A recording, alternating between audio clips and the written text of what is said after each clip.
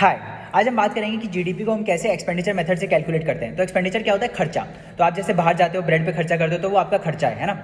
तो जीडीपी में हमको क्या कैलकुलेट करना होता है? जितने final goods and services produce हुए हैं कंट्री के अंदर, उनकी वैल्यू। तो जैसे ब्रेड प्रोड्यूस हुई कंट्री में, है ना, तो उस ब्रेड की वैल्यू कितनी है वो काउंट होती है जीडीपी में। तो या तो मैं ब्रेड की वैल्यू कैलकुलेट कर लूँ, या फिर आपने जितना खर्चा किया ब्रेड पे वो कैलकुलेट कर लूँ। बात तो सेम ही है, आप उतना ही खर्चा करोगे जितने की ब्रेड है ना। तो ऐसे जितने भी खर्चे होते हैं इकोनॉमी में, उन सबको इंक्लूड किया जाता है और उससे हमारा जीडीपी आता है। तो इसमें कौन कौन से खर्चे इंक्लूड होते हैं? जैसे आप जो खर्चा करो, जो हाउस होल्ड खर्चा कर रहे हैं, वो इंक्लूड रहता है। इसके बाद गवर्नमेंट भी बहुत सारी सर्विसेज पे खर्चा करती है, उसको इंक्लूड किया जाता है। इसके बाद कैपिटल स्पेंडिंग इंक्लूड की जाती है। मान लो कोई कंपनी मशीन ले रही है, तो वो भी एक गुड्स है ना, उस पर जितनी स्पेंडिंग है वो कैलकुलेट करी जाती है। इसके साथ साथ कुछ गुड्स इंडिया से बाहर जाते हैं, एक्सपोर्ट होते हैं ना, उसकी भी कोई वैल्यू है, तो उसके लिए हमको जो पैसा मिलता है उसकी वैल्यू कैलकुलेट की जाती है।